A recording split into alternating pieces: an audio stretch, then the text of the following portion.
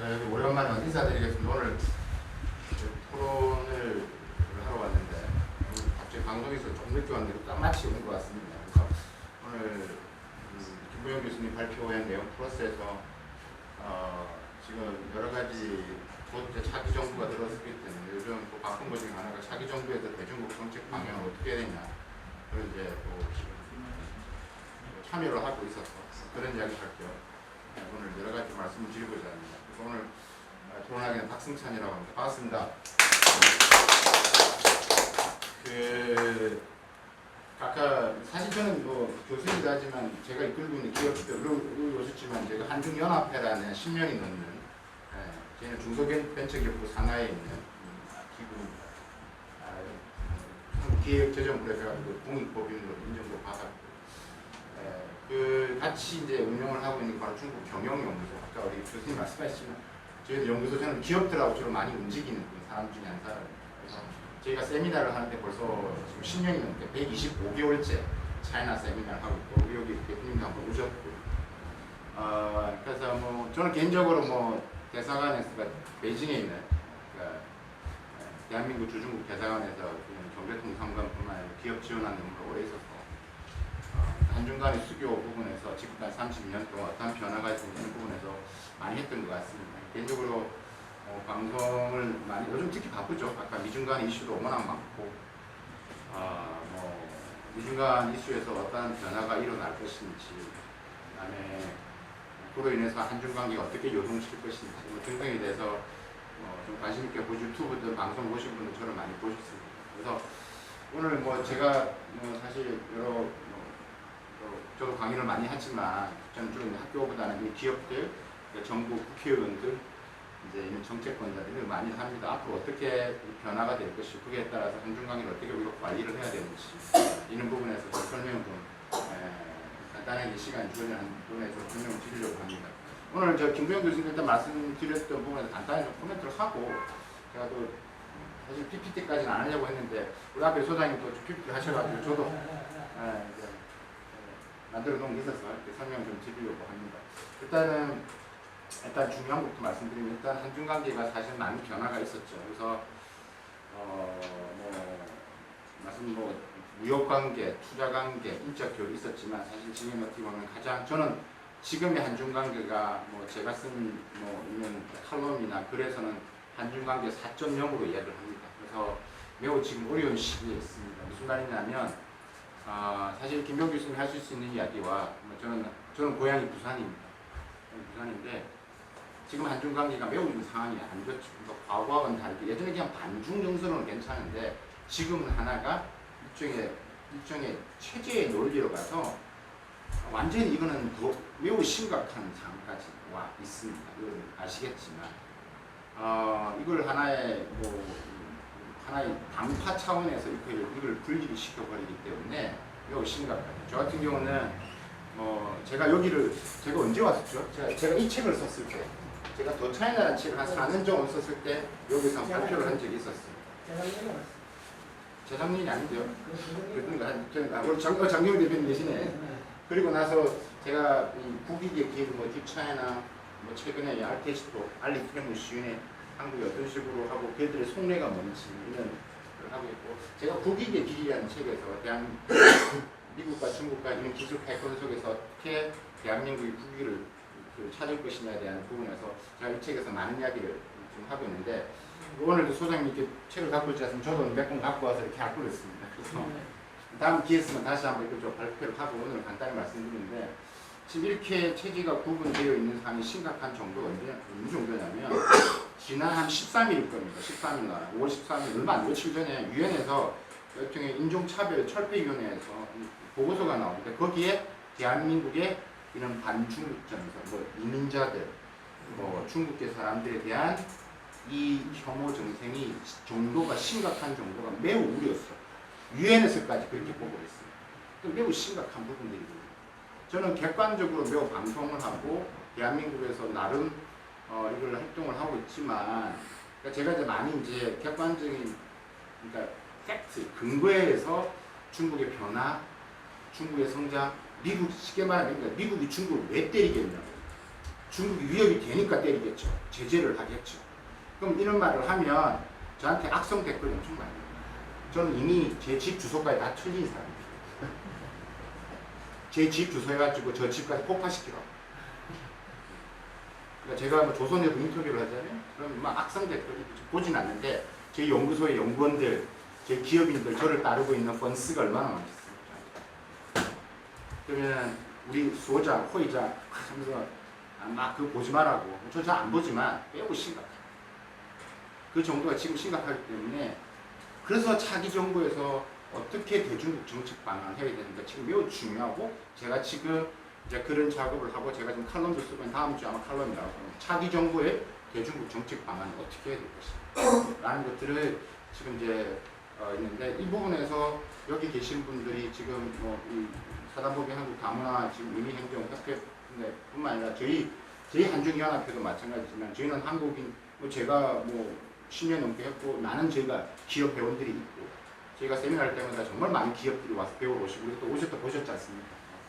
그러니까 이 때문에 이런 것들을 이야기를 많이 해야 되는 역할을 해야 되고 여기 계신 분도 많이 저한테 좀 지지를 해주신다면 더 많이 제가 역할을 할 수 있도록 아무래도 제가 좀 방송이나 정부나 이런 데 많이 회의를 가고 어떻게 될까 자문을 구하기 때문에 예를 들면 한중의원연맹 같은 경우도 우리 국회에 한중의원연맹이라고 있습니다. 한일의원연맹이 있었지만 작년에 한국과 중국 간의 의원, 중국에 있는 전인대가 전현다가 되고 우리는 국회죠.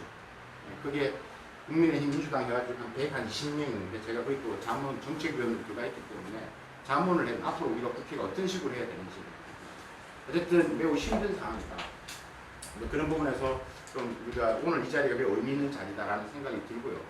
앞에서 교수님이 탈중국 말씀을 하셨는데 사실 탈중국 맞습니다. 근데 제가 이거는 칼럼도 썼지만 지금 한국 기업이나 일본 기업에 탈중국 있죠. 근데 정확한 것은 뭐냐면 여러분들 이거 근거를 가지고 탈중국이 중국에 진출했던 많은 외국 기업이 탈중국도 있지만 동시에 진중국도 있습니다.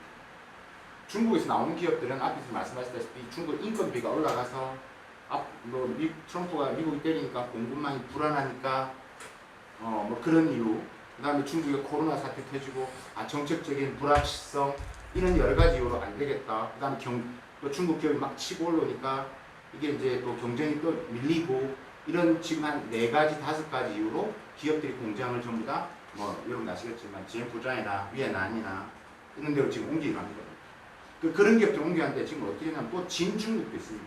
그러니까 이 R&D 중심의研发하는 기업들이 또 중국에 많이 들어가고 있습니다. 작년에 중국이 지금 FDI라고 하는데 그러니까 외국인 직접 투자 규모에 있어서 27%가 전년 대비 떨어졌어요. 그래서 한국이나 일본도 그렇지만 유난히 한국에서는 뭐라고 그랬냐면 이런 말을 합니다. 그러니까 중국이 지금 탈중국이 매우 심화되고 있다. 그러니까 중국과는 다 망하는 것처럼 이렇게 중국과 사업하면 다 망하는 것처럼. 근데 실상 내용을 보면 이렇습니다. 그러니까 이제 금액은 떨어졌지만 건수는 늘어났습니다. 그러니까 이제 옛날처럼 공장을 왕창 짓는 이런 것들은 줄어들었지만, 근데 이제 아까만 건수로는 더 늘어났다. 그럼 예를 들어 보면 현대자동차가 중국에서 공장이 장사가 사업이 안 되니까 많이 줄였죠. 공장 문을 많이 닫았죠. 근데 작년에 상하이에 현대자동차가研发를 기본으로 하는 회사를 또 만들었어요. 유럽 기업들을 한번 볼까요? 제가 이것들을 많이 이야기합니다. 유럽 기업 같은 경우도 예를 들면 화학 기업이라든가 그 다음에 헬스 기업이 예를 들면 독일의 바스프라는 회사가 있습니다. 엄청난 기업인데 중국에 투자를 계속 하고 있어요. R&D 중심. 제가 칼럼을 썼는데 연락이 왔어요. 그 신문사에서. 그 독일의 바스프 기업에서 제 칼럼을 보고 제가 50억 유로를 투자를 했다. 이렇게 제가 조사한 바로 그랬는데 안 그래요. 자기는 중국에 100억 유로를 투자했다. 그래서 정정해달라고 연락이 왔다. 그러니까 이제 우리가 보고 싶은 것만 보는 거예요.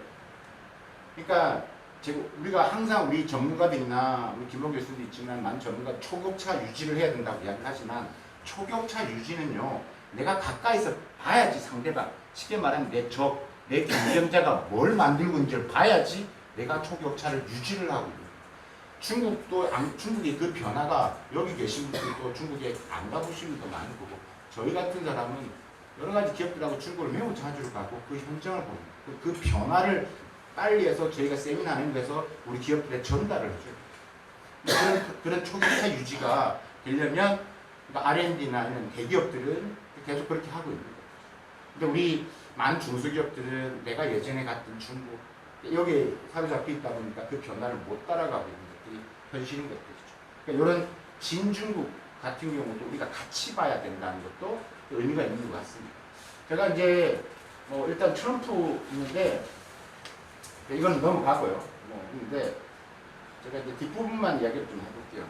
저는 이제 한중 관계를 이야기할 때 양자 관계도 지금 매우 양자 관계 아까 이야기했습니다. 한국과 중국과의 관계가 지금 매우 어떻게 보면 지금 여러 가지 상황이 있지만 앞에 자리는 제가 다음에 왔을 때 제가 방금 말씀드리고 그럼 이제 한중 관계는 서로 간의 이슈 지금 우리 국내의 정치 이슈에 의해서 지금 엄청난 어떠한 상황보다 매우 도전적이에 왔다. 그러니까 우리가 뭐 반중 정서는 사실 계속 있었는데 지금 올해와 들어서 더 심각하게 지금 이 상황이 벌어지고 있다는 말씀드렸고 두 번째가 제 대외 변수, 제 미국으로 인해서 자, 미국 이제 트럼프 얘기 말씀드렸는데 저는 개인적으로 지금 관세 부분들 제가 이 관세 요번에 아까 김부영님 말씀하셨던 90일 이유가 나오고 지난 월요일부터 뭐 오늘 오전까지 계속 방송했어요. 여러분 유튜브 찾아보시면 제가 방송했던 엄청 많았어요. 계속 방송을 했어요. 그러니까 방송하고 그랬는데 관세 전쟁은 아까 말씀드렸다시피 월마트든 지금 미국도 힘들고 사실 중국도 힘들고 그렇죠? 뭐 물건을 지금 지주항상이 좀 쌓여져 갖고 그렇죠? 제조업체 문 닫고 오라면 또 실업자 생기고 서로가 힘들기 때문에 서로 간에 지금 일단 했지만 90일 동안 관총치가 있는 뿐입니다. 근데 관세는 그렇지만 미중 간의 부분에 있어서의 절대 저는 개인적으로 생각할 때 절대 이건 합쳐지지 같이 갈 수 없는 디커플링이라고 그러죠. 탈동조화되는 거. 그러니까 지금 이런 분야들은 여기에 해당되는 영역들은 그냥 저는 개인적으로 절대 중국과 같이 안 가요. 그는 트럼프든 민주당이든 그게 공화당이든 그러니까 미국과 중국은 계속해서 부딪힐 수밖에 없습니다.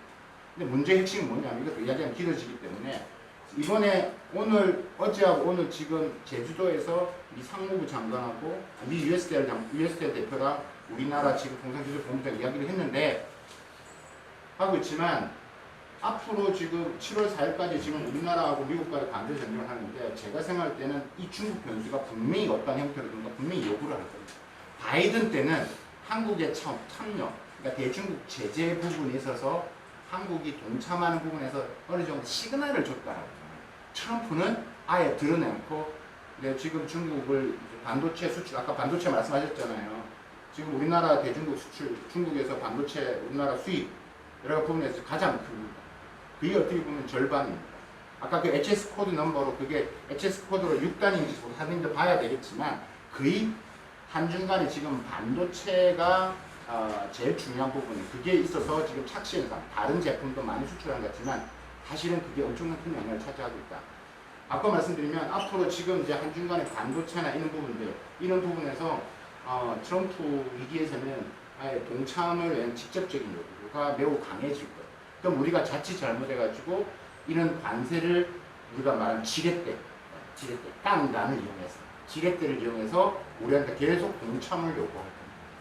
그러면 이게 잘못하면 이게 또 미국으로 인해서 한중 관계가 또 틀어져요. 그러니까 지금 이 변수가 지금 매우 있기 때문에 또 틀어집니다. 그래서 제가 이제 이런 부분에서 지금 있기 때문에 뭐 이거는 뭐 이미 뭐 여러 가지 제가 이 강의 워낙 많이 하기 때문에 어쩔 수가 없습니다. 이건 같이 갈 수가 없는 거기 때문에 이걸 이제 나중에 이제 보시면 되고 그래서 뭐 이건 바이든 행정부 때부터 계속 이미 이제 중국이 뭐 요번에 딥시크 많이 보셨죠? 딥시크 사태도 보셨죠? 네. 그래서 중국 AI가 뭐 양적 지표에서 지금 질적 지표까지 올라오고 있는 것들을 이미 2001년도에 바이든 행정부 그러니까 이제 이미 나왔던 에릭 슈미트라는 사람이 구글 창업자고 미국 백악관에서 중요한 역할을 했던 사람입니다. 그래서 그러니까 지금 백악관이 뭐 지금 트럼프 위에서 받아본 것 같잖아요. 그게 하버드 대학에서 받아오는 보고서든 스탠포드에서 받아온 보고서든 MIT 저도 미국에서 나름의 뭐 여러 번 오래 있었죠. 그래서 모든 보고서의 내용의 방향은 다 중국을 가리키고 있어요. 그렇기 때문에 여러분의 생각 그 이상의 매우 많은 상황이 다가올 수밖에 없다. 그렇기 때문에 저는 올 때문에 이런 중국을 제재를 하고 아까 그 업종에 대해서 그 분야에 대해서 왜냐면 한국이 매우 중요한 역할을 하고 AI든 반도체든 매우 중요한 역할. 그래서 동참을 요구를 할 겁니다. 여기서 우리가 어떻게 할 것인가. 우리 아까 앞에 우리 사회자 교수님께서 말씀하셨다시피 이걸 다 할 수 있는 지도자가 나와야 된다고 말씀을 하셨는데 그게 이제 뭐 항상 제가 이야기하는 이런 이 실용 외교고 바로 균형 외교가 되겠죠. 그죠? 과거에 대한민국 우리가 있을 때 과거에 우리나라가 역사적으로 힘이 없을 때 그걸 이제 전문용어로 밴드웨건이에요. 누가 이길 것 같아? 그럼 이길 국가에 붙는 겁니다. 근데 지금의 저는 개인적으로 봅니다. 뭐 학자로서 오랫동안 이분야 연구한 학자로서 두 나라를 다 같이 보고 있는 미국과 중국을 보고 있는 사람 입장에서 미국도 자기들이 이길 거라 생각하지 않습니다. 미국 혼자 이길 것 같았으면 이렇게 하지 않습니다. 미국이 혼자가 버겁기 때문에 계속 끌고 가는 거예요. 동맹을. 한국, 일본, 유럽. 그 때문에 우리 스스로가 미국이 이길 거라는 생각을 가지면 매우 위험해집니다. 대한민국이 지금 여러 한국 리스크가 전략적 리스크, 운영 리스크, 미중 양국의 리스크, 재무 리스크. 저는 개인적으로 제가 앞에서 말씀드렸던 이런 테크놀로지는 기술 권역은 두 개의 권역으로 이제 분리됩니다. 미국 중심의 권역만 중국 중심의 권역입니다. 이런 부분, 물론 아까 말씀하셨다시피 고명 제품, 일반적인 제품은 어쩔 수 없거든요. 여전히 메이드 인 차이나가 필요합니다. 지금 중국의, 미국의 흐이우, 블랙 프라이데이, 그다음에 성단 지금 할 때 5월부터 물건이 주문을 해야지만 미국에 물건을 보낼 수가 있습니다. 그러니까 지금 한편은 이 말합니다. 지금 트럼프 입장에서는 워낙 기업들이 요구를 하니까 지금 미국 입장 제일 중요한 게 성단 제한이겠습니다. 성탄절 크리스마스고 그 다음에 하나가 블랙 프라이데이. 모든 제품이 중국산 제품이 없으면 안 되거든요. 그게 5월부터 지금 주문이 들어가고 해야 되는데 이렇게 했으면 미국 사람들이 가장 큰 명절인데 그러니까 이제 그게 이제 범용 제품인데 그렇기 때문에 이렇게 어쩔 수 없이 하지만 중국은 계속 다변화를 미국은 계속 이것을 이제 막으려고 할 겁니다. 하나만 더 트럼프는 바이든하고 다른 게 뭐냐면 지금 이번에 보셨던 게 중국만 제재하는 게 아니고 전 세계를 했잖아요. 예를 들면 뭐 베트남이 46% 관세, 캄보디아 49% 관세. 그러니까 뭐 들어보셨나? 펭귄 관세도 들어보셨을 거예요. 펭귄 관세. 그러니까 저 사람이 안 사는 저 호주경에 있는 무인도도 관세 10%를 때렸어요. 뭐하자면 펭귄한테 관세를 때려서 뭐하지? 그러니까 뭐라는지 아닙니까? 그러니까 모든 구멍을 차단해. 그러니까 중국도 만만치 않은 겁니다. 이게 트럼프가 많이 아는구만 되는 거죠. 그러니까 중국 아까 말했다시피 우회 수출이라고 했는데 한국도 우회 수출. 그 다음에 지금 중국의 많은 제조업들이 베트남에도 많이 가 있고 중국의 반도체 관련 생태계도 말레이시아에도 많이 있습니다. 말레이시아에 있는 반도체 기업들이 300개가 넘어요.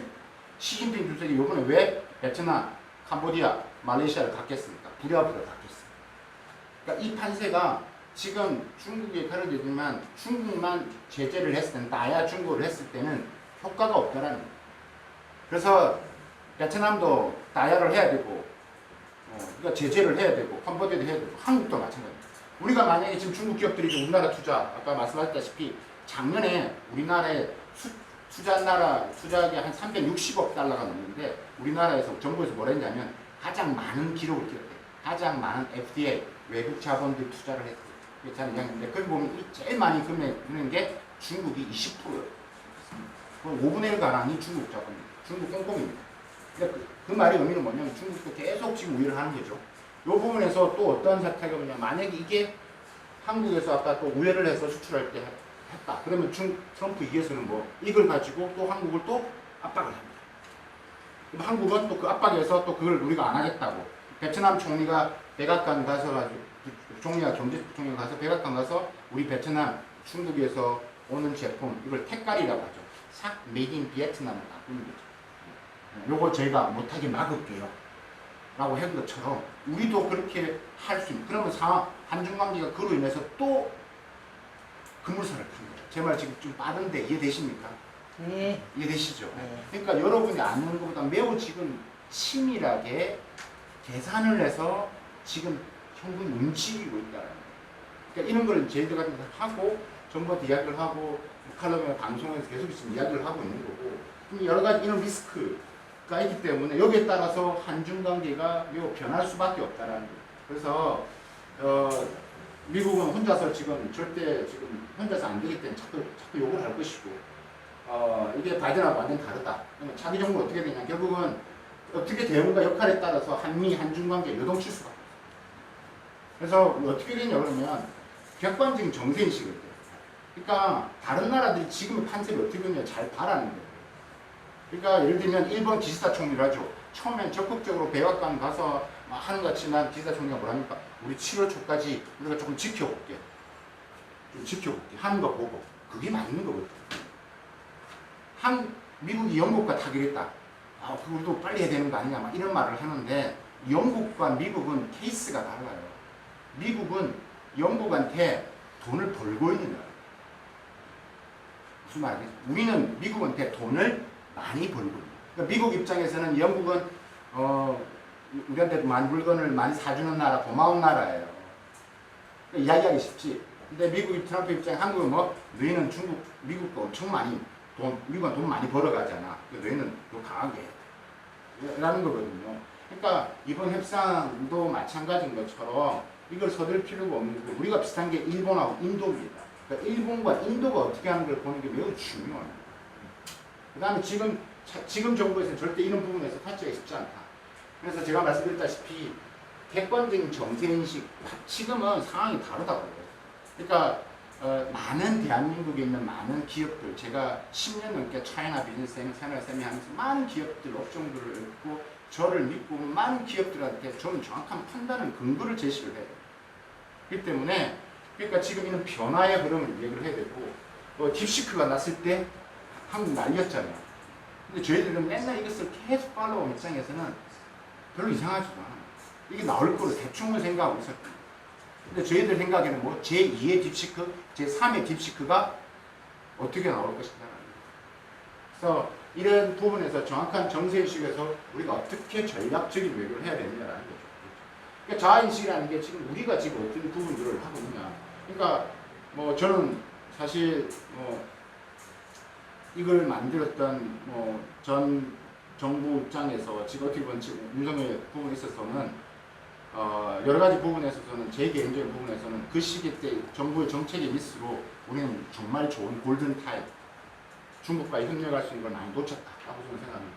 그래서 우리나라가 갖고 있는 전략적 외교 통상, 제가 앞에서 제가 썼던 미중 기술 패권에 맞서는 대한민국의 미래지도 국위의 길에서 이야기를 했지만 우리가 가진 전략적인 외교 통상 지렛대가 매우 많습니다. 한국이 가진 게 매우 많습니다. 근데 그것을 왜 활용을 못하는지 모르겠어요. 그렇기 때문에 지금은 미국, 중국이 아니라 이게 국가별로 포트폴리오 전략이 필요합니다. 절대 올인하면 안 됩니다. 상황 자체가. 그래서 올인하는 외교 전략을 좀 피하는 게 중요하다라고 말씀을 드릴 수 있을 것 같고, 미중 간의 전략에서 중국의 산업보다 아까 말씀 기술 자력화 되기 때문에 이로 인해서 한국은 약간의 걱정이 더 많습니다. 결국은 한국 시장을 들어오고 한국 시장을 거점화해서 미국, 유럽으로 많이 들어갈 겁니다. 그래서 제가 알리, 테무, 쉬인, 틱톡샵, 알테시트의 공습이라는 책, 그게 가장 최근에 나옵니다. 그 책에서 얘기했다시피 우리가 자칫 잘못하면 우리나라 중소기업의 제조 생태계가 무너질 수 있다. 그런 걱정, 반도체 빼고 우리 제조 생태계 무너질 수 있다는 것들을 인식을 해야 됩니다. 그래서 그 변화에 따라서 정말 그러면 한중간의 부분에서는 협력의 방식과 협력의 여러 가지 구조적인 변화를 주지 않으면 안 됩니다. 그래서 중국 기업이 올 건데 중국 기업이 왔을 때 어떻게 우리가 그들과 화학적 융합을 할 것인지. 제가 오늘 방송하고 잠깐 좀 늦어진 이유는 우리나라에 왕구 협동조합이 있습니다. 그래서 토이 매거진입니다. 우리나라의 왕구 알죠? 완취를 하는 많이 줄어들었어요. 거기서 우리나라 기업들이 중국과의 어떤 방식으로 협력을 해야 될 것이냐 라는 고민을 저한테 물어보고 거기서 상담을 좀 하고 이야기를 하다 보면 약간 좀 늦어지는 것도 있습니다. 그만큼 모든 산업계 부분이 있기 때문에 이런 부분에서 더욱 치열해지면서 저는 개인적으로 김병희 말씀하셨던 과거와는 전혀 다른 형태의 한중 간의 협력 방식을 모색하지 않으면 완전 달라질 수밖에 없다. 그리고 그 인식을 해야 된다는 것들을 말씀드리고 싶고 그렇다고 보면 중국과 무조건 경쟁을 가는 그렇게 가면 안 되는 거죠. 아까 말씀드렸잖아요. 초격차 유지는 상대방을 잘 알아요. 우리가 중국에서 얼마나 알고 있는 거예요. 중국 여행 많이 갔지. 또 감히 말씀드린 여기 계신 분들 또 중국에서 오신 분들 많이 계시지만 여러분 또 중국과 저희들이 같이 여러 지역을 보면서 그 기업들을 만나고 젊은 창업가를 만나면서 그 변화를 보면서 많은 생각을 하게 돼요. 그래서 중국의 변화를 중국 안에서 보는 게 중요해요. 그렇기 때문에 중국을 가고 그걸 유럽이 제일 잘합니다. 유럽 기업들이 그게 독일 기업이든 프랑스 기업에서 중국에서 공장을 빼서 옮기는 기업도 있지만 들어가는 기업, 아까 말씀드렸잖아요. 진중국들. 근데 그 진중국은 한국에서 보도를 안 해요.媒体에서报道안 한다. 그러니까 너무 이제 이 스펙트럼이 안타까운 거지. 그래서 산업 구조 변화, 새로운 비즈니스 방식을 모색해야 된다. 이게 이제 작년에 이제 한 345억 달러 했던 걸 이제 보여드린 거예요.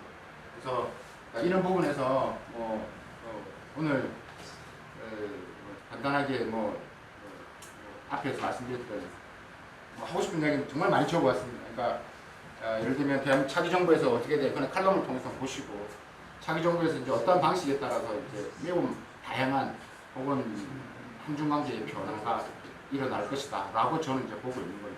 근데 그 원칙은 서로 다름을 인정하지 않으면 안 됩니다. 체제가 다른데 그걸 끝까지 이야기를 하면 대화가 안 되는 거예요. 그래서 산중수교 32년 동안 구동조니, 취동하이 여러 가지 중국 고명, 화이부동 이런 말 들어보셨죠? 이런 말들을 두 정부 간에 이야기를 했습니다. 중국 정부를 인가오로 했고 한국도 마찬가지. 근데 이게 항상 어떠냐면 서로 다름을 지금 말하는 화이부동이든 구동조이든 서로 다름을 인정하고 미래의 방향을 협력을 모색하자는데 앞단계에는 서로 다름 자체를 인정을 안 하는데 무슨 협력을 논해요?